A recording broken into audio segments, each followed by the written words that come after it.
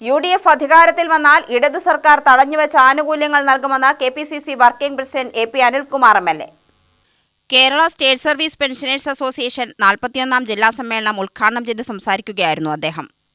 SIR-മായി ബന്ധപ്പെട്ട പ്രവർത്തനങ്ങളിലൊക്കെ സംസ്ഥാന തലത്തിൽ തന്നെ ഏറ്റവും വലിയ പിന്തുണ നൽകുന്നത് KSSB-യുടെ ഭാഗത്താണ് എന്ന് പറയുന്നതിൽ എനിക്ക് ഏറെ സന്തോഷമുണ്ട്. ഇനിയുള്ള 3 മാസക്കാലം നമുക്ക് വളരെ നിർണായകമാണ്.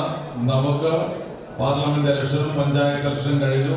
ആ 2 ഇലക്ഷനിലും നല്ല മുന്നേറ്റം ഉണ്ടാക്കാൻ കഴിഞ്ഞു. അതുപോലെ ഏറ്റവും പ്രധാനപ്പെട്ട തെരഞ്ഞെടുപ്പാണ് നിയമസഭാ തെരഞ്ഞെടുപ്പ്. മാർച്ച് മാസത്തോടുകൂടി തെരഞ്ഞെടുപ്പ് നോട്ടിഫിക്കേഷൻ ഇറങ്ങും. ഏതാണ്ട് 3 മാസം മാത്രമാണ് നമ്മുടെ മുന്നിലുള്ളത്.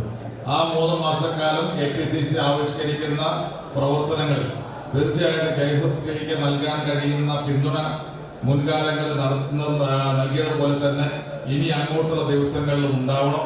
SIR-ന്റെ കാര്യത്തിൽ ഉൾപ്പെടെ KSSB-യുടെ അംഗങ്ങൾ വലിയ രീതിയിലുള്ള സഹായ സഹകരണങ്ങൾ പാർട്ടിക്കുണ്ട് എന്നുള്ളത് ഈ സന്ദർഭത്തിൽ ഞാൻ ഓർക്കുകയാണ്. ഇനിയും അത് ശക്തമായി ഉണ്ടാവണമെന്ന് അഭ്യർത്ഥിക്കുകയാണ്. ജില്ലാ പ്രസിഡന്റ് ബാലകൃഷ്ണൻ അധ്യക്ഷത വഹിച്ചു. DCC president A. തങ്കപ്പൻ മുഖ്യപ്രഭാഷണം നടത്തി. KPCC അംഗം CV ബാലചന്ദ്രൻ, സെക്രട്ടറി ബാബുരാജ് എന്നിവർ സംസാരിച്ചു.